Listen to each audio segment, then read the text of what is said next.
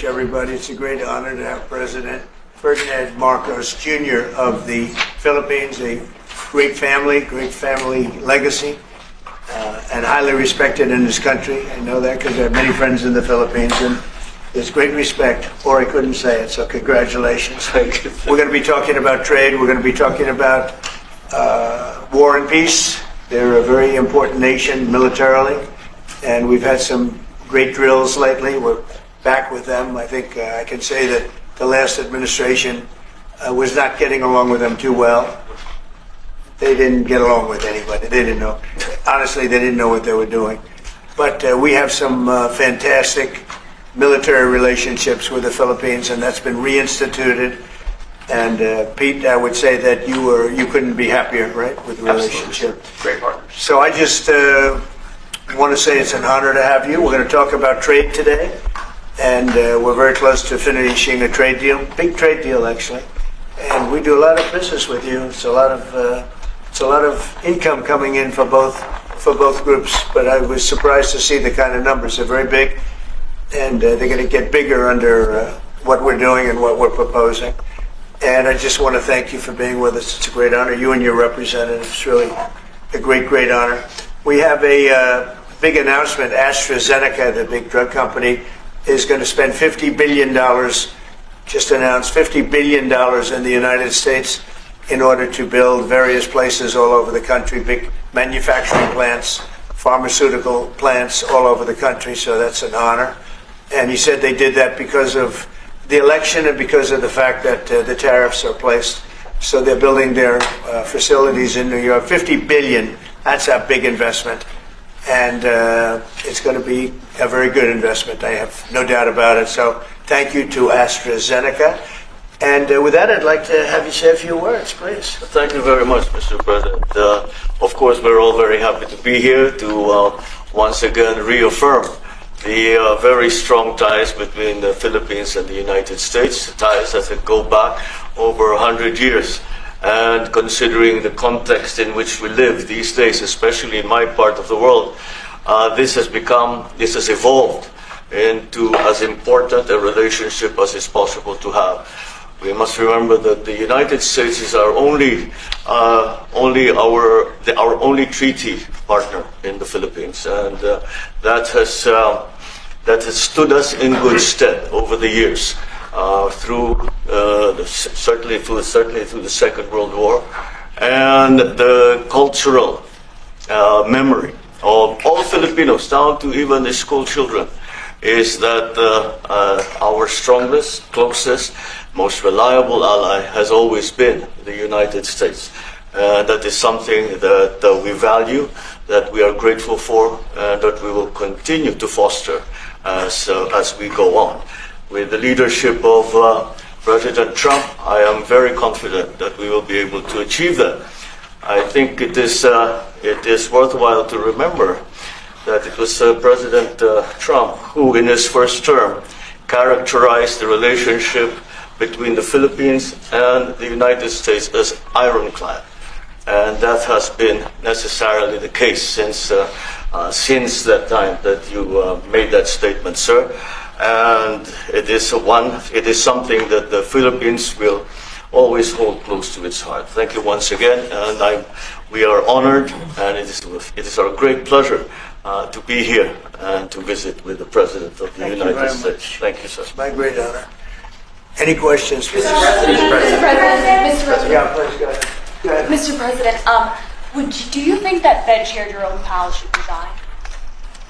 I think he's doing a bad job, but he's going to be out pretty soon anyway. In eight months, he'll be out. But I call him too late. He's too late all the time. He should have lowered interest rates many times.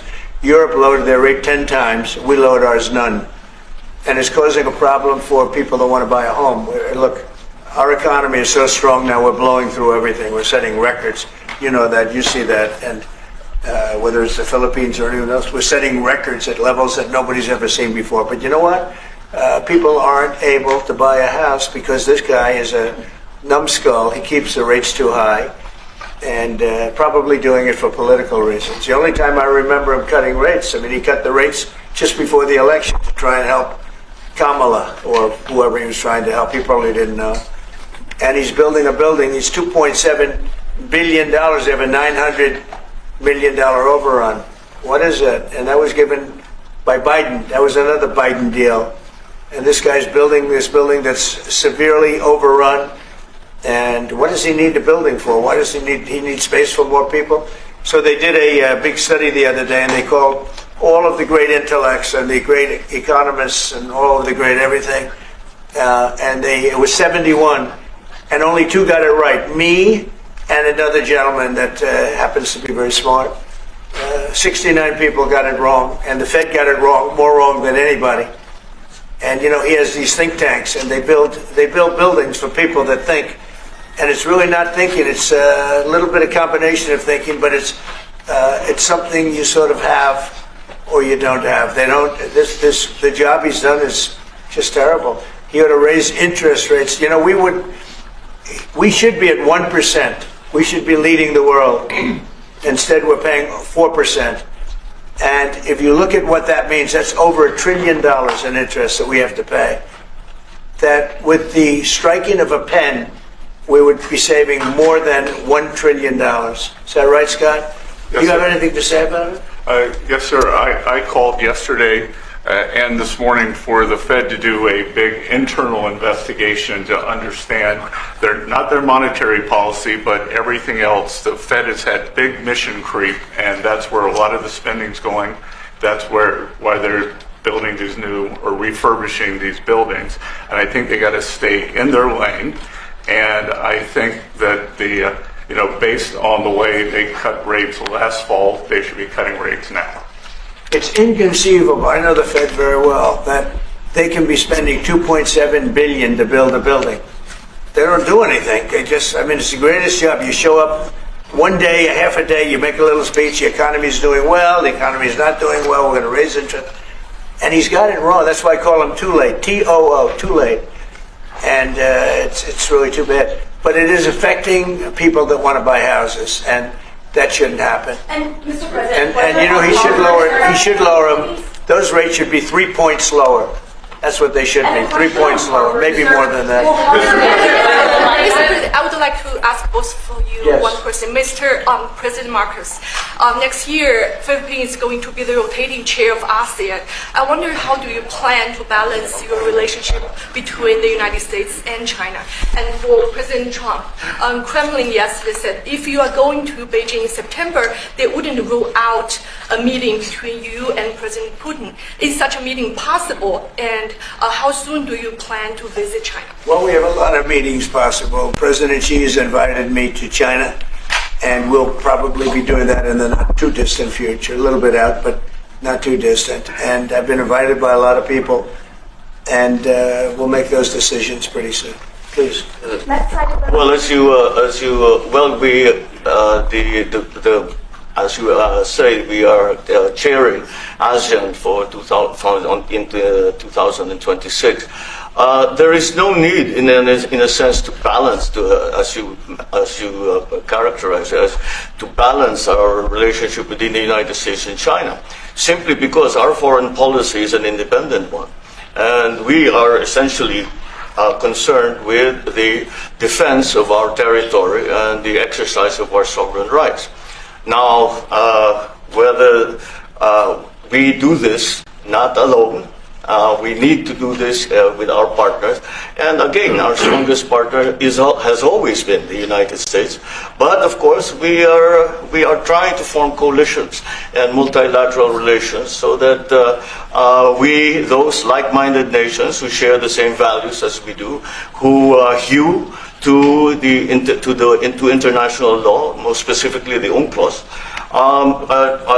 present that position very clearly to anyone who has intentions of unilaterally changing the world order, and that is how we are guided in that. And I don't mind if he gets along with China, because we're getting along with China very well. We have a very good relationship. In fact, the magnets, which is a little complex piece of material, but the magnets are coming out, very well. They're sending them in record numbers. We're getting along with China very well, and I don't mind if the president dealt with China, if that's meant, because I think he has to do what's right for his country. I've always said, make the Philippines great again. Do whatever you need to do, but you're dealing with China wouldn't bother me at all. No, well, now it is something that we have to do in any case. Yeah. And, certainly. Mr. President, do you support the Justice Department seeking a new interview with Ghislaine Maxwell, and did you urge the Attorney General to seek one? I don't know anything about it. They're going to what? Meet her? Your Deputy Attorney General is reached out to Ghislaine Maxwell's attorney asking for a new interview. Yeah, I don't know about She it, has but said- I think it's something that sounds appropriate to do. Yeah. Do you have any concern that your Deputy Attorney General, who's your former attorney, would be conducting the interview, given your past relationship? He's a very talented person. He's very smart. I didn't know that they were going to do it. I don't really follow that too much. It's sort of a witch hunt, just a continuation of the witch hunt. The witch hunt that you should be talking about is they caught President Obama absolutely cold, Tulsi Gabbard. What they did to this country in 2016, starting in 2016, but going up to 2020 in the election. They tried to rig the election, and they got caught. And there should be very severe consequences for that. When we caught Hillary Clinton, I said, you know what? Let's not go too far here. It's the ex-wife of a president, and I thought it was sort of terrible. And I let her off the hook, and I'm very happy I did. But it's time to start, after what they did to me, and whether it's right or wrong, it's time to go after people. Obama's been caught directly. So people say, a group. It's not a group. It's Obama. His orders are on the paper. The papers are signed. The papers came right out of their office. They sent everything to be highly classified. Well, the highly classified's been released.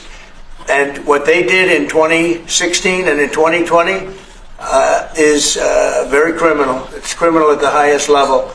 So that's really the things you should be talking about. I know nothing about the other, but I think it's appropriate that they do go. May I ask you about that, Mr. President? Tulsi Gabbard has submitted a criminal referral to the Department of Justice. From your perspective, who should the DOJ target as part of their investigation? What specific figures in the Obama administration? Well, based on what I read, and I read pretty much what you read, it would be President Obama. He started it. And Biden was there with him, and Comey was there, and Clapper, the whole group was there. Brennan, they were all there in a room. Right here, this was the room. This is much more beautiful than it was then, but that's okay. I have nice pictures up. They came out of the vaults. They were in there for 100 years. This is much more beautiful. We have the Declaration of Independence now in the room, which wasn't here. I guess people didn't feel too good about putting it here, but I do. But you know what? If you look at those papers, they have them stone cold, and it was President Obama. It wasn't lots of people all over the place. It was them too. But the leader of the gang was President Obama, Barack Hussein Obama. Have you heard of him? And except for the fact that he gets shielded by the press for his entire life, that's the one they... Look, he's guilty. It's not a question... I like to say, let's give it time. It's there. He's guilty. This was treason. This was every word you can think of. They tried to steal the election. They tried to obfuscate the election. They did things that nobody's ever even imagined, even in other countries. You've seen some pretty rough countries. This man has seen some pretty rough countries, but you've never seen anything like it. And we have all of the documents. And from what Tulsi told me, she's got thousands of additional documents coming. So President Obama, it was his concept, his idea, but he also got it from crooked Hillary Clinton. Crooked is a $3 bill. Hillary Clinton and her group, the Democrats, spent $12 million to Christopher Steele to write up a report that was a total fake report. Took 2 years to figure that out, but it came out that it was a total fake report. It was made up fiction. And they used that. Now, the one thing they weren't able to do was, and probably the only thing I respect about the press in years is the press refused to write it before the election. They refused to put it in. The Steele report was a disaster. all lies, all fabrication, all admitted, an admitted fraud. She paid $12 million and the Democrats for that report to a wise guy named Christopher Steele. He wrote a phony report, and they wanted to get that report in before the election. And I'll tell you what, I talk about all the time, the fake news, how bad it is, but in this case, they wouldn't do it. They saw it, they read it, and they said, we don't believe it.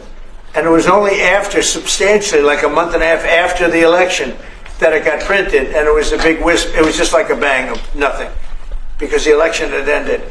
If that report had gotten published by the New York Times or somebody, and I respect the Times for maybe only this, because they're crooked as you can be. They're a terrible paper, a crooked, corrupt paper.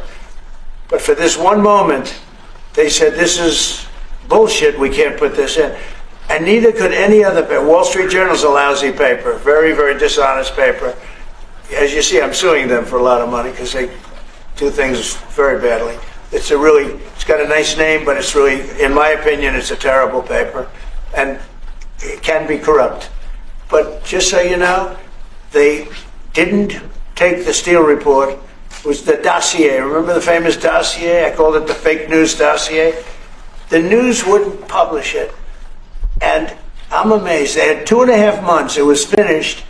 2.5 months. That was supposed to be what was going to happen. And it got published a couple of months after the election. And frankly, nobody cared too much about it. But that was a big thing. No, we caught Hillary Clinton. We caught Barack Hussein Obama. They're the ones. And then you have many, many people under them. Susan Rice. They're all there.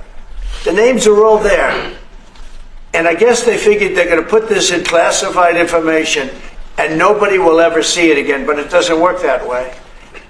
And it's the most unbelievable thing I think I've ever read. So you ought to take a look at that and stop talking about nonsense, because this is big stuff. Never has a thing like this happened in the history of our country. And by the way, it morphed into the 2020 race. And the 2020 race was rigged, and it was a rigged election. And because it was rigged, we have millions of people in our country. We had inflation. We solved the inflation problem. But millions and millions of people came into our country because of that. And people that shouldn't have been, people from gangs and from jails and from mental institutions, people that we don't want in our country, people that we're getting out, dangerous people. 11,888 murderers, many of them 50%, more than 50%, murdered more than one person. I hate to say this with such a distinguished guest, but you know, they asked me a question. I got to answer the question. No, Barack Hussein Obama is the ringleader. Hillary Clinton was right there with him, and so was Sleepy Joe Biden, and so were the rest of them. Comey, Clapper, the whole group.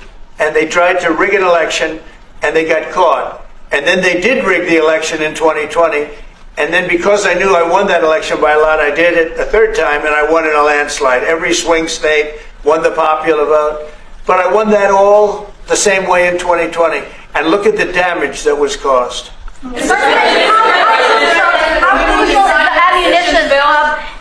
How crucial is the ammunition hub that the U.S. plans to build in Subic and the Luzon corridor, considering that these will be built in areas that hosts strategic ports as well as military air bases? You're talking ammunition?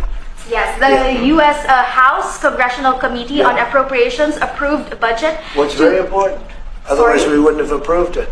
Sorry? Yeah, it's very important. Otherwise, we wouldn't. We need ammunition. We're going to end up in a few months, we'll have more ammunition than any country has ever had. We're going to have more missiles than any country has ever had. We're going to have all the speedy missiles. We'll have the speedy ones, the slow ones, the accurate ones, the ones that are slightly less accurate. We have everything. But we will have more ammunition than any country has ever had. It's very important to me. And how Go ahead, please, Red. Sir, when you say that you're close to making a trade deal, what gaps remain? And for President Marcos, sir, I was just wondering, do you not think that perhaps the Philippines hosting U.S. missile systems could be considered escalatory by China, especially because they can strike deep into mainland China? Thank you. Well, it's an honor to be with this gentleman. You know, I've known him, and I've known his family, actually, but I've known him And I assume you're from the Philippines? Are you from the Philippines? Yes, sir. That's good. You're very lucky to be from the Philippines. It's a great place. But we're going to have a very good relationship. I mean, I know you had some problems with another president, and it was not your fault. It was the president's fault. And the country was maybe tilting toward China, but we untilted it very, very quickly. But you had a country that was tilting toward China for a period of time, and I just don't think that would have been good for you. You can deal with China, you should deal with China, but when I got elected, everything changed, and they came right back to us. President Trump, will My you consider question to President Marcos. extending... Sorry. Say it again. Yeah, Brian, go ahead. Oh, Mr. President, I just wanted to piggyback off the Sorry, I have a housing. question to President Marcos. I'll let Yes, President yes. I'm sorry, what was the question again? It was about whether having U.S. missiles hosted in the Philippines could be considered escalatory by China. All of what we consider part of the modernization of the Philippine military is really as a response to the circumstances that surround the situation around the South China Sea and now what we used to refer to as Asia Pacific, which we have expanded now to the Indo-Pacific. And if we would certainly, like in any kind of military spending, we would wish that that wasn't necessary, but it is. And so that is what we are doing. And as an adjunct to the question about the ammunition production, this is actually the United States is assisting the Philippines in what we call our self-reliance defense program, which is to allow us to be self-reliant and to be able to stand our own 2 feet, whatever the circumstances that occur in the future. And the reason that we have encouraged more interaction with the United States is because it is necessary. And it is not just with the United States. It is with all our neighboring countries and even countries as far afield as the Scandinavian countries, the EU. And so this is an ongoing process. And again, I will stress the point that we do this because we feel it is necessary. Don't forget, just as tantamount to what you're asking, the Philippines were loaded up with ISIS and a lot of terrorists, and they were at a very, very dangerous point. And during my administration, we went in and we wiped them out, working with the Philippines, but we wiped them out. But if we didn't go in, I don't know what would have happened. I don't know who would be your president right now. But we spent a lot of time and a lot of talent on going into the Philippines and wiping out terrorists. They had a tremendous problem during my administration. And we cleaned it up, we got them out, and now you really have a good, solid country again. I believe so, yes. How can you Mr. President, I want to follow up on the housing question. Yeah. You got no tax on tips, no tax on overtime, no tax on Social Security. How important is it we have no tax on home sales, capital gains, to unleash the housing market in this country? Well, we're thinking about that, but would also unleash it just by lowering the interest rates. If the Fed would lower the rates, we wouldn't even have to do that. But we are thinking about no tax on capital gains on houses. And very impressed that you asked that question because nobody knew that. Well, how did you find that out? That's very. I wonder why there's somebody very close. There's a leaker. There's a leaker. I've also got a question. I find it a very interesting world that we know more about two people at a Coldplay concert just hours after that viral video than we know of Thomas Crooks 1 year after attempting to assassinate you. What is holding back the investigation on Thomas Crooks? Well, they've reported to me and they've told me things, and they really say they haven't found anything that was abnormal. I would say this: the Secret Service was very brave because they were right there and they jumped on me. They made a mistake. They should have had somebody on that roof, and they should have had communication with the local police, who also, they did a very good job, but they made some mistakes, and we have a whole different group of people now. I don't think anything can happen, but I think we have the best people anywhere in the world right now, and I think they've learned. And they went into him very, in great detail. They gave me the whole thing, and what can I do? They say that it was just a nut job that was looking to do this, and I spoke with the FBI, the new FBI. I spoke to the FBI, who was the old FBI, I wouldn't have believed a thing they said, because the old FBI under Comey was crooked as hell. He was one of the most crooked. Everybody should read the Horowitz report. Unfortunately, Bill Barr didn't use it. But the Horowitz report, not appointed by me, it was a report on Comey and the FBI. It is one of the worst shots at a human being I think I've ever seen. In fact, the New York Times did an editorial that was one of the worst editorials I've ever seen about anybody. That was about Comey. You ought to go back and get, and Barr didn't use it because he didn't have the guts to use it, or something happened. I don't know. Too bad. He went to Mr. Durham. Instead of doing the Durham, all they had to use is the Horowitz report. And I always felt badly for Horowitz, frankly, because he's a Democrat, I guess. He was appointed by a Democrat.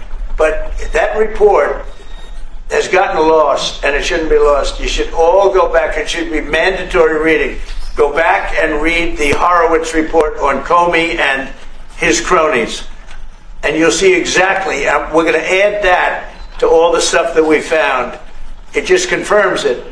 But what we found is even more so. Now, we found absolute, this isn't like evidence, this is like proof, irrefutable proof that Obama was seditious, that Obama was trying to lead a coup, and was with Hillary Clinton, with all these other people, but Obama headed it up. And, I get a kick when I hear everyone talks about people I never even heard of. It was this one. No. It was Obama. He headed it up. And it says so right in the papers. Got everything. This is the biggest scandal in the history of our country. And it really goes on to even the auto pen, because it all relates to the same thing. It all started the same sick minds. You have an auto pen, which is a tremendous, well, we don't have a president, we have an auto pen that signs everything. I'll bet you sign everything. You don't have auto pens. Everybody, who doesn't sign? You're the president of a country. But it's all that whole thing, leading right up to the end of it is the auto pen. And the auto pen was used by people, and Biden knew nothing about it. They were signing documents that he knew nothing about. As an example, they released the Unselect Committee of Liability. The Unselect Committee spent 2 years grilling everybody, and then they destroyed all the evidence. You know why? Because the evidence made them guilty. And he gave them all a pardon. The Cheney, all the scum that was on the Unselect Committee, Cryan, Adam Kinzinger, and Democrats. And he gave them a pardon. Do you have something else? I was just going to add one more thing on Adam Schiff. Director Pulte reports that Adam Schiff claims he lived in a one-bedroom apartment. Now, how does a family of four, and you're a developer, very successful developer, how does a family of four live in a one-bedroom apartment?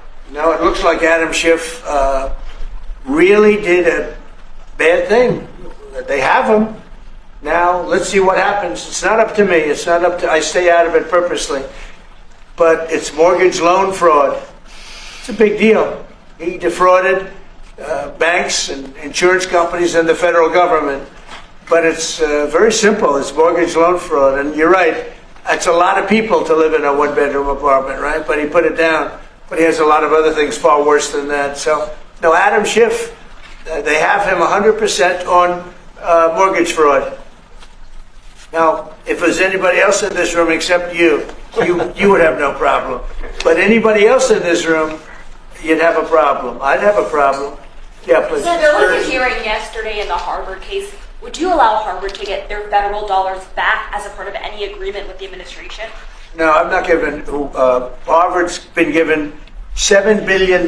Can you believe it? By the Fed, $7 billion, and we want money to go to all universities, not Harvard. Harvard got more than anybody else. They have $52 billion. They get huge tax incentives and tax breaks on that $52 billion. But they have $52 billion, and they got $7 billion over a short period of time. And we have a very hostile judge appointed by Barack Hussein Obama, a very, very hostile judge who knows exactly right from wrong. But we expect to win it on appeal. She hasn't given a decision yet, but she's very hostile. And she was put by Barack Hussein Obama, and generally speaking, anybody that does that, we're going to have problems with. So we don't expect to have. We won the case yesterday. Anybody that was there that was a neutral would say we easily won the case. But a lot of the case, and a big part of it's going to be how much money Harvard gets in the future. That's not part of the case, and they're not going to get very much. Mr. President, where are we in terms of negotiating about the reciprocal tariff? How far are we? With who? With the Philippines. Yes, sir. How far Are you we from the Philippines? Yes, sir. I'm Good. from the Philippines. How far are we from achieving Well, free it's tough. trade He's a very tough negotiator. So far, we're not there because he's negotiating too tough. In fact, I used to like him better than I do now. He's too tough. But we'll probably agree to something. But he's strong, a strong negotiator. He loves your country. Mr. President, When are you coming to No, the no, Philippines? please. You talk a lot about the severe consequences that those who are involved in the Russia hoax must face. In your view, sir, what are the next steps now that these documents are out there? Well, the Justice Department would have to act. And we have a very competent, very good, very loyal to our country person in Pam Bondi, very respected.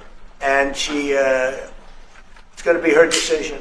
Just a follow-up to that, sir. Chrissy Noem is in New York City visiting an off-duty CBP officer who was allegedly shot this weekend by a illegal alien who came into the country during the previous administration. Right. What is your message to any local leaders who continue to push sanctuary city policies after this really tragic incident? So the only thing I don't understand, because you like to understand things and we're all smart people and all, but why would they allow 21 million people into our country, unvetted, unchecked? You don't allow it. You wouldn't allow people in. He's tough. No, the country's run properly.